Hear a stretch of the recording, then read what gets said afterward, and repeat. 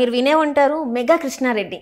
ఆయన ఏంటంటే చాలా పెద్ద వ్యక్తి. అంటే గత ఎన్నికల సమయంలో పార్టీలకు ఫండ్ ఇచ్చాడు అనుకుంటే ఏ పార్టీకి ఎంత ఫండ్ ఇచ్చి ఉంటాడు సార్ తను? మెగా కృష్ణారెడ్డి గారు అనేది మెగా ఇంజనీరింగ్ సంస్థ అధినేతమ్మ. ఆయన దాదాపు ఆయన పెరుగుదల అంటే ఎదుగుదల అంతా కూడా దాదాపు ఒక 1.5 ఒక దశాబ్దంన్నర కాలంలో వచ్చిన వ్యక్తి అయిన. అంతకుముందు ఈ మెగా ఇంజనీరింగ్ సంస్థ అనేది ఏం పెద్ద సంస్థ కాదు, గతంలో ఎక్కడ వినలేదు. ఈయన రెండు రాష్ట్ర ప్రభుత్వాలని రూల్ చేస్తున్నాడని చెప్పాలి, తెలంగాణ అండ్ ఆంధ్రప్రదేశ్. బహుశా మరి ఈయన తెలంగాణ ప్రాంతానికి చెందిన వ్యక్తి అని నేను అనుకుంటున్నాను, నల్గొండ జిల్లాకి చెందిన వ్యక్తి ఏమో అనుకుంటున్నాను. మెగా కృష్ణారెడ్డి గారు అంటే ఆయనకి చాలా బిజినెస్లో పార్ట్నర్షిప్లు ఉన్నాయి, ఇన్క్లూడింగ్ ఎలక్ట్రానిక్ మీడియాలో కూడా ఆయనకి TV9 లాంటి సంస్థల్లో ఆయన భాగస్వామి. ఇది కాకుండా ఆయన ఇండియాలో ఉన్న ధనికుల్లో 54వ వ్యక్తిగా ఫోర్బ్స్ రికార్డులో రికార్డ్ అయ్యాడు. దాదాపు $4.05 మిలియన్ US డాలర్స్ వెళ్తున్నట్టు ఆయన మొత్తం ఆస్తి ఒక ఫోర్బ్స్ రికార్డు ఉంది. జగన్మోహన్ రెడ్డి గారు చీఫ్ మినిస్టర్ అయిన తర్వాత ఆయనకే ఇచ్చారు పోలవరం ప్రాజెక్టు. తర్వాత ఇక్కడ కాళేశ్వరం ప్రాజెక్టులో కూడా ఎక్కువ భాగం నిర్మాణాలు చేసింది ఆయనే, మెగా కృష్ణారెడ్డి గారే. అవి కాకుండా ఈ రెండు రాష్ట్రాల్లోనూ చాలా మేజర్ ఇండస్ట్రీ ఈ పనులు వర్క్స్ ఏవైతే ఉంటాయో సివిల్ వర్క్స్ కానీ మెకానికల్ కానీ ఇవన్నీ కూడా. తర్వాత ఆయనకి ఎలక్ట్రిక్ బస్సులు తయారు చేసే సంస్థ కూడా ఉంది, మెగా ఇంజనీరింగ్ ఇండియా లిమిటెడ్ అని మెయిల్. ఇప్పుడు మీకు ఇక్కడ హైదరాబాద్లో కూడా బస్సులు తిరుగుతున్నాయి, ఎలక్ట్రిక్ బస్సులు ఎక్కువగా ఎయిర్పోర్ట్కి అటు తిరుగుతూ ఉంటాయి. అట్లా ఆయన లేని రంగం లేదు ఇవాళ. అంటే చాలా పెద్ద పారిశ్రామికవేత్తలతో పోటాపోటీగా పెరిగాడు. మెయిన్గా ఇట్లాంటి ప్రాజెక్టుల్లోనే ఆయన బాగా సంపాదించాడు అంటారు. ఇప్పుడు మీరు అడిగింది ఏంటంటే పార్టీ ఫండింగ్ ఏ పార్టీకి ఎంత ఇస్తున్నాడని. ఆయన రెండు రాష్ట్రాల్లోనే కాకుండా జాతీయ స్థాయిలో కూడా ఆయన చాలా ప్రాజెక్టులు టేకప్ చేస్తున్నారు. అది ఆయా ప్రాజెక్టుల్లో ఈయనకి ఎంత మిగులుతుందనే దాన్ని బట్టి ఆయన దానికి ఇస్తాడు. ఇప్పుడు సపోజ్ తెలంగాణలో పనిచేస్తున్నాడు అనుకోండి, ఇక్కడ ఒక 8% అనేది ఒక నామ్గా పెట్టుకున్నట్టు చెప్తా ఉంటారు ఇంజనీరింగ్ అధికారులు. ప్రభుత్వ పెద్దలకి 8% ఇచ్చేయాలి. సపోజ్ ఒక కోటికి సంబంధించిన వర్క్ చేస్తున్నాడు అన్నాడు, 8 లక్షల రూపాయలు ఆయన పార్టీ పెద్దలకి ఇచ్చేయాలి, ప్రభుత్వ పెద్దలకి. ఇక ఇచ్చిన తర్వాత ఇక ఆయనకి ఏ రకమైన ఇబ్బంది లేకుండా చూసుకునే బాధ్యత అధికారులది. ఇక అధికారులకు ఇచ్చే పర్సంటేజ్ అనేది అది ఎస్టాబ్లిష్డ్ అయి ఉంటుంది, పర్సంటేజ్ డిపార్ట్మెంట్కి ఎంత ఇవ్వాలని. ఆ విధంగా ఎవరికి ఏది ఇవ్వాలో ఇచ్చుకుంటా వెళ్ళిపోయిన వ్యక్తి ఆయన. నిజానికి ఒక ప్రభుత్వానికి ఎంత ఇస్తే రెండో ప్రభుత్వానికి అంత ఇవ్వాలని ఏం లేదు. అక్కడ ఇంకా ఎక్కువ లాభం కనుక వచ్చింది అనుకోండి, ఆయనకి వాళ్ళకి తెలుసు ప్రభుత్వ నేతలకి ఇతనికి ఎంత మిగులుతుంది అనేది, దాన్ని బట్టి వాళ్ళకి ఫండింగ్ ఇస్తున్నాడు. అది ఇవాళ మెగా కృష్ణారెడ్డి గారి పరిస్థితి. అంటే ఒక కింగ్ మేకర్ లాంటి స్థానంలో ఉన్నాడు మెగా కృష్ణారెడ్డి గారు. సో అదే ఇప్పుడు మీరు చెప్పారు దశాబ్ద కాలంలోనే ఇంత పెద్దగా, దశాబ్ద కాలంలో ఏ రకంగా ఆయన కష్టపడి ఉంటారు సార్? అంటే కష్టపడితే డబ్బులు సంపాదించరమ్మా. కష్టపడితే సాయంత్రానికి ఒక 500-600 వస్తాయి. బాగా పొద్దున్నుంచి గడ్డపార పట్టుకుని తవ్వి చెమటలు కారిస్తే మళ్ళీ ఆ ఒళ్ళు నొప్పులు తగ్గటానికి ఒక క్వార్టర్ తాగాలంటే 200 వెళ్ళిపోద్ది, 600 మిగులుతుంది. ఇక 600తో మళ్ళీ కాపురము తర్వాత ఇన్ని ఉంటాయి కదా కష్టసుఖాలు. ఆడెప్పుడు జీవితం సంపాదించడమ్మా.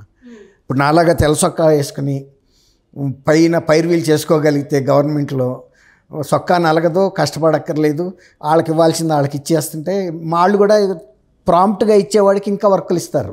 ఎందుకంటే రెండో కంట్రీ తెలవకుండా తీసుకెళ్ళి డబ్బులు ఇస్తున్నాడు అనుకోండి, ఆడేం ప్రచారం చేయడు కదా డబ్బు పట్టుకుని నేను పలానా చీఫ్ మినిస్టర్కి ఇంత పర్సంటేజ్ ఇచ్చాను. అట్లా ఒక గుంపనంగా సాగిపోతుంది భార్యాభర్తల సంబంధం లాగా. కాపురంలో ఎప్పుడైనా బయటకు వస్తాయా గుంపనంగా సాగే, ఒకరోజు ఉండనాడు లేని రోజు కలిసి వెళ్ళిపోతూ ఉంటుంది. అట్లా అన్నమాట.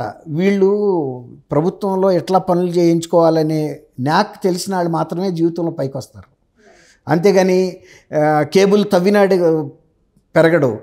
ఆ కేబుల్ సంస్థలు ఉంటాయి చూసావా, ఇప్పుడు రిలయన్స్, అంబానీలు, అదానీలు వాళ్ళు పెరుగుతారు. రోడ్డు తవ్వి ఒక గజన్నర లోతులో కేబుల్ వేసుకుంటూ వెళ్తే ఆడికి మిగిలేది ఏముంటుంది? ఇట్లా ఇండస్ట్రియలిస్టులు గవర్నమెంట్లతో ఉండే సయోధ్యతో ఏ గవర్నమెంట్ వచ్చినా వాళ్ళు ఆ ఈక్వేషన్ మెయింటైన్ చేయగలరు. ఎందుకంటే వెళ్తారు, కలుస్తారు, వెళ్ళినప్పుడే ఫస్ట్ మాట్లాడుకుంటారు, ఏమంటే ఏదన్నా మనకి చూడండి మనం కూడా మిమ్మల్ని చూసుకుంటాము, అనే ఒక ఈక్వేషన్ ఏర్పడుతుంది. ఒక్కసారి చూసిన తర్వాత ఒక నది ఒరవడి పడింది అనుకోండి, ఆ ప్రవాహం అలా వెళ్ళిపోతుంది కదా, కొత్త మార్పు తీసుకోదు. కొంచెం మొదట్లో వెళ్ళేటప్పుడే మనం వే క్లియర్ చేయాలి ఒక నీళ్ళని, ఆ తర్వాత అదేదే కోసుకుంటా వెళ్ళిపోయి నీళ్లు ఒక కాలువలాగా ఏర్పడిపోతుంది. అట్లా పెరిగిన వ్యక్తి. అంటే ఆయన ప్రభుత్వంలో ఎట్లా పనిచేయాలి ఏంటి అనేది, ఆయన క్వాలిఫైడ్ టెక్నీషియన్, టెక్నోక్రాట్లు అందరూ సక్సెస్ అవ్వలేరు జీవితంలో సక్సెస్ అయ్యే ఫార్ములా కూడా తెలుసుకుని ఉండాలి.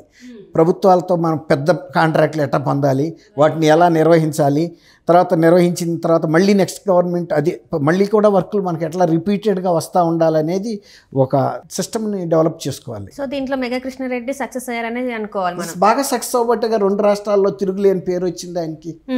ఏ పెద్ద కాంట్రాక్ట్ వచ్చినా మెగా కృష్ణారెడ్డి అనే చెప్పకుండానే తెలిసిపోద్ది. This project is taken by MEIL అని ఉంటుంది. అంటే మామూలు వాళ్ళకైతే అది తెలియదు మెగా కృష్ణారెడ్డి అని, అంటే మీ బోటి వాళ్ళకి నా బోటి వాళ్ళకి అయితే తెలుస్తుంది మెగా ఇంజనీరింగ్ ఇండియా లిమిటెడ్ అని. అట్లా అంటే ఇప్పుడు కాళేశ్వరం ప్రాజెక్ట్లో కూడా ఆయన అంటే ఇప్పుడు అవినీతి జరిగిందని అయితే వస్తుంది కదా సార్. సో ఆ అవినీతిలో ఈయనకి ఏమన్నా ఉందంటారా సార్? అవినీతి అంటే ఆయన ఆ ప్రాజెక్ట్ని నిర్మాణం చేశాడమ్మా. ఆ నిర్మాణం చేసినప్పుడు తనకు రావాల్సిన లాభం అయితే తనకు వస్తుంది కదా. నిర్మాణం చేసేటప్పుడు నాణ్యత పాటించాల్సిన విషయంలో ఆయన డబ్బులు, నువ్వు నాకు సూపర్వైజర్వి, నేను నీకు డబ్బులు ఇచ్చినప్పుడు నాణ్యత మీద నువ్వు డిమాండ్గా అడగలేవు కదా. నేను నాకు తోచినట్టు నేను కడతాను, మరి నీకు కూడా డబ్బులు ఇవ్వాలి, నీ పై ఆయనకి ఇవ్వాలి, ఆ పై ఆయనకి ఇవ్వాలి. అట్లా గవర్నమెంట్లో ఆయన డబ్బులు ఇచ్చుకుంటా వెళ్ళినప్పుడు కొంత నాణ్యత తగ్గుతుంది, అది సహజం. ఆ తగ్గినప్పుడు మెగా కృష్ణారెడ్డి గారు బాధ్యత అనేది నైతికంగా ఆయన బాధ్యత ఉండదు. టెక్నికల్గా ఒక్కోసారి ఏంటంటే ఒక ప్రాజెక్ట్ పూర్తయిన తర్వాత కూడా 3 ఏళ్ల పాటు మెయింటెనెన్స్ మీరు చేయాలి, 5 ఏళ్ల పాటు చేయాలని టెక్నికల్గా ఉంటాయి. ఇప్పుడు మొన్న మేడిగడ్డ డ్యామ్ కుంగిపోయింది. ఎలాంటి వాళ్ళు ఫస్ట్ రోజు ఏం చెప్పారు, మేము మాదే బాధ్యత, మేము 5 ఏళ్ల పాటు మాదే కాబట్టి మేమే చేస్తాము మా ఖర్చులతో అన్నారు. కానీ తీరా మళ్ళీ ఇప్పుడు ప్రభుత్వం మారి మన ఇరిగేషన్ మినిస్టర్ ఇతర మంత్రుల బృందం వెళ్ళినప్పుడు, 4 మంత్రులు ఆ బృందం వెళ్ళారు కదా, వెళ్ళినప్పుడు మళ్ళీ వాళ్ళు టోన్ మార్చేశారు. మేము ఎందుకు కడతామండి, మీరు వాళ్ళు అడిగారు ఎప్పుడు కడతారు, ఎప్పుడు మొదలు పెడతారంటే మాకు అవసరం లేదండి కట్టేది, మీ ప్రభుత్వ ఖర్చులతో కట్టుకోవాలి, మమ్మల్ని కట్టమంటే కడతాం అంతే తప్ప మా బాధ్యత కాదని టోన్ మారింది. మారినప్పుడు ఆయన వార్నింగ్ కూడా ఇచ్చాడు, మేము నీ మీద కేసు పెడతాం L&T మీదని. సరే L&T మీద కేసు పెట్టినా ఇంకో సంస్థ మీద పెట్టినా ఈ కాంట్రాక్ట్కి సంబంధించిన నియమ నిబంధనలు చాలా అంటే అంతర్జాతీయ స్థాయిలో ఉంటాయి. అంతర్జాతీయ స్థాయిలో ఉన్నప్పుడు తప్పించుకునే అవకాశాలు కూడా అంతా ఉంటాయి. అక్కడ ఎంత పెద్ద కాంట్రాక్ట్కి ఇంత బుక్ ఉంటుంది, అది ఆ బుక్లో ఈ టర్మ్స్ అండ్ కండిషన్స్ లాయర్లు ఎతికి వాళ్ళు తప్పించుకోవడానికి ఎన్నో అవకాశాలు అందులో ఎతికినప్పుడు కోర్టులో కేసులు నడిస్తే తప్ప మేడిగడ్డ ప్రాజెక్ట్ అయితే పనిచేయదు. అప్పుడు రాక ఇంతలో ఇంకో 4 కొంగొచ్చు, ఇంకో బ్రిడ్జి కూడా డ్యామ్ కొంగొచ్చు. లీగల్ పోరాటం చేయడానికి కాదు కదా బ్యారేజ్ కట్టింది, రైతులకు నీళ్ళు ఇవ్వటానికి. ఈ పోరాటం చేస్తా కూర్చుంటే ఆడిదేం పోయింది, కంపెనీ వాడికి లీగల్ డిపార్ట్మెంట్ ఉంటుంది, స్టేట్ గవర్నమెంట్కి వీళ్ళు బయట లాయర్లకి ఇచ్చి ₹1 కోటి ఇచ్చి ప్రతి అపీరెన్స్కి సుప్రీంకోర్టులో పెట్టాలి. ప్రజలకి నీళ్ళు అందవు. సఫరర్స్ ఎవరు అల్టిమేట్గా ప్రజలు, రైతులు. అది ఇప్పుడు ఈ పెద్దాళ్ళు, ఈ పెద్ద పెద్ద ఇండస్ట్రియలిస్టులు ప్రభుత్వం లాబీయింగ్లో ఉండి వాళ్ళు లబ్ధి పొందుతారు, ప్రభుత్వంలో ఉన్న అధికారంలో ఉన్న నాయకులు లబ్ధి పొందుతారు, తర్వాత అధికారులు లబ్ధి పొందుతారు. ఆటోమేటిక్గా సివిల్ ఇంజనీరింగ్లో కానీ ఏదైనా డిపార్ట్మెంట్లో పర్సంటేజ్ అనేది ఉంటుంది. ఏఈకింత, డిఈకింత, ఈకింత, సిఈకింత, ఈఎన్సీకింత. ఆటోమేటిక్గా ఆ పర్సంటేజ్ బిల్లు చేయగానే డబ్బులు ఇవ్వాల్సిందే. ఇదంతా ఒక సమాంతర వ్యవస్థ. Right, thank you so much. Thank you అమ్మ సిరి, మన వీక్షకులు కూడా నమస్కారం.